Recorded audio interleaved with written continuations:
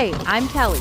If you love cars as much as I do, you're in the right place. From drifting car days to uncovering the world's most iconic rides. Gear up and subscribe to Drive with Kelly for non-stop car fun. Welcome back, everybody, to our latest coverage from EICMA 2025, and we're diving into what I'd say is the most hotly anticipated adventure bike for the 2026 model year. This is the BMW F450GS, a bike they first teased last year at EICMA with a prototype, but this year we've got the full production version along with complete production specs. So in this video, we'll walk through all the details with everything you need to know. Now, I already knew this would be a 450 parallel twin. TVS, the Indian manufacturer that's built the BMW 310 seconds, the R Naked and the GS adventure bike, will be taking on production of this bike as well. So I assume they've co-developed this new 450 engine, and it does sound fairly interesting. It's actually 420cc, so a little smaller than the BMW F450GS name might suggest, but all the same, the performance figures are really quite impressive. We're looking at 48 horsepower peak at 8,750 BMW revolutions per minute, the maximum possible in this, a 2-class, and more than quite a lot of the competition. Then there's also a healthy peak torque figure of 43 Newton meters at 6,750 revolutions per minute. So yeah, it ought to be able to get a decent lick on despite being a relatively small capacity bike. It certainly sounds a little stronger than the KTM 390, if I remember correctly, and definitely more than the Himalayan 450 liquid-cooled version. It's going to be very competitive in this small to middleweight adventure segment that's been filling out with bikes over the past year or two. Thing is, though, it's not just the performance figures that sound interesting. One of the other key features is that it gets a 135-degree firing interval, which makes it completely unique on the motorcycle market. I don't believe there's anything out there similar at the moment, and I'm not sure if it's ever been used in the past either. They say they've gone for this specific configuration because what it gives you is a little bit of vibes, soul, and character, but still in a way that's actually relatively smooth and pleasant to ride. So they say it gives it a great balance, and I'll be very interested to see how it feels when you actually get one out on the road. This one's a bit of a surprise, but it actually gets something called their ERC.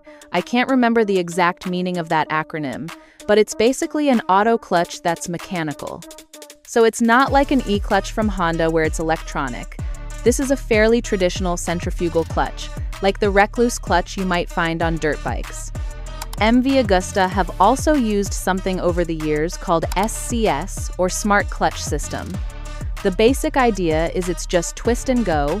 You open the throttle, and as the clutch spins faster and faster, it starts to engage, making for very easy operation of the bike without any additional weight from a complicated electronic system. Then you can also fit this bike with their shift assist or their up and down quickshifter. They actually say, with these two things combined, if you so wish, you don't have to touch the clutch at all, because you can just pull away with the twist and go, and then snick through the box on the quickshifter with absolutely no need to dip the clutch. That said, there is still a clutch lever if you want it. They give an example of lifting the front wheel with a bit of a flick of the clutch to get it to wheelie over obstacles off-road. I'd also suggest that some of these bikes that use automated clutches, or even DCT bikes, can feel like they lack a little bit of nuance when you're doing slow-speed maneuvers. So actually, a bit of clutch might be reassuring and give you that control. It'll be interesting to see how this rides, and also how it compares to some of the more techie interpretations of this sort of technology. Now, on to the tank capacity. Anyone expecting globe-trotting 1,300 GSA levels of range might, on the face of it, be a bit disappointed because this bike gets a 14-liter fuel tank, which doesn't sound particularly generous.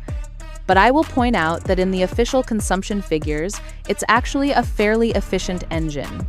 They're saying 3.8 liters per 100 kilometers traveled, so at their official figures, if you ride steady and try to hit those numbers, you should still get 350 kilometers on a tank or just over 200 miles. I think for this stature of adventure bike, it's probably acceptable and actually fairly in line with the competition. I've mentioned the KTM 390, that gets a 14-liter tank as well. Now, it does get a selection of riding modes. Fitted as standard, you've got rain, road, and enduro with various levels of throttle response. You've got dynamic traction control, ABS Pro, which is lean sensitive, dynamic brake control, and MSR, or what's also known as engine drag torque control. So, it is a healthy suite of technology and very much in line with what you've come to expect from BMW systems, a lot of their signature features there. On top of that, you can pay a little bit more for an Enduro Pro riding mode that's specifically set up for knobby tires, so you might have specific settings for the traction control. They also say it allows you to disable ABS at the rear if you do want to slide the back, for example, for those tight turns on loose surfaces. As for the frame, well, I'd actually say in some ways this might look attractive to previous gen GS owners, like the 1000, 250 and 1200s, because it actually gets a bit of steel trellis. So it looks almost a bit traditional in that regard. They say it's specifically designed for this bike and also designed to be fairly short in the wheelbase to help with a sense of agility, which is going to be specifically handy if you are riding this bike off-road. Now, suspension is from KYB. I think normally BMW will put their own suspension in, or it'll be unbranded or own-branded into most of their bikes, but because these are made by TVS, they probably buy in from KYB. So, you've got a 43mm upside-down fork up front and a monoshock at the rear. I believe the shock is preload and rebound adjustable, whereas the fork, from the looks of things, you have to upgrade to what they call sport suspension in order to get any adjustability. If you do so, you can then change the rebound and compression damping. Definitely one to look at if you're thinking about pushing this bike a little bit harder off-road. They also confirmed that the whole lot weighs in ready to ride, fueled up, at 178 kilograms, which will make it sound quite tempting for a bit of off-road use. Again, my biggest comparison is the 390, and that also comes in around that mark. I think it's roughly 176. So, absolutely competitive, and really does sound quite desirable, I think, to anyone who finds large-capacity adventure bikes a little daunting, perhaps. And also, maybe for those who are relatively new to off-roading and want something that just feels a touch more manageable. Then you've got a 19-inch front wheel and a 17 at the rear, same as the bigger GS's and maybe not as aggressive as a 21-inch front like you'll find on the KTM, but it should give a nice balance of on- and off-road capability. What it also means is they can swap between two different wheel setups and not have to offer two completely separate bikes. So it comes as standard with the cast aluminum rims, but you can pay extra in the accessories catalog and get the spoke wheels. They do look much better, definitely plays into that adventure bike image. But also they lace to the edges, so they're tubeless, and that should mean easy puncture repairs for the majority of riders with a little plug. Brakes are from Brembo. It's a single disc up front, a 4-pot Brembo caliper on a 310mm disc, a single pot at the rear with a 240mm disc, I believe. So, not the most abrupt braking setup perhaps, but also appropriately spec'd for this size and power of bike. Ergonomically, they say the standard seat height will come in at 845mm. As I said, this could be a good option if you want something fairly approachable. Maybe that will sound a little bit tall, especially to shorter riders, but the good news is you've got options to go both ways. You can go down to 830, I believe, with the low seat, but also if you want to transition easier between sitting and standing if you do ride a lot off-road, or you prefer that taller stance, or maybe you're a bit tall yourself, then there's a rally seat which takes it up to 865, which is nice and tall without being dirt bike lofty. But you can change those by 20mm as well. There's an additional riser that can get them up by 20mm. You'll probably want to fit that if you're going to be stood up a lot on this particular bike. Foot pegs are off-road biased with removable rubbers, but there are accessory enduro pegs that look a bit stronger and perhaps a little grippier as well. So all round, it sounds like a bike that you can roughly tailor to the sort of riding you want to do, and also your own personal bodily dimensions.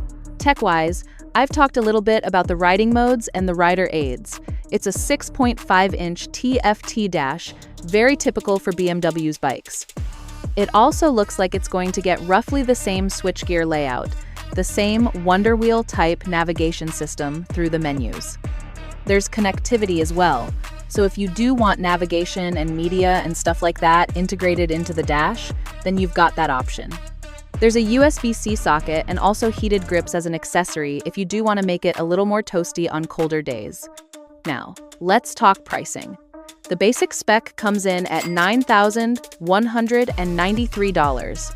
The exclusive is $9,588. The Sport, which is the red one, with upgrades like the adjustable suspension, is $9,785. And the top spec rally-looking one, the Trophy, is $10,206. So certainly a bit more than the competition, a lot more than a Himalayan, for example, that starts at just under $6,000. A KTM 390 is $8,810, I believe, as well. But it does look good, and maybe it's enough to justify the cost. Anyway, let us know what you think of the bike down in the comments, and whether you think it's worth a little extra versus some of the other brilliant middleweight adventure bikes currently on the market. If you enjoyed this deep dive into the BMW F450GS, smash that like button and subscribe to Drive with Kelly so you never miss our latest motorcycle coverage. Thank you so much for watching, and I'll see you in the next one.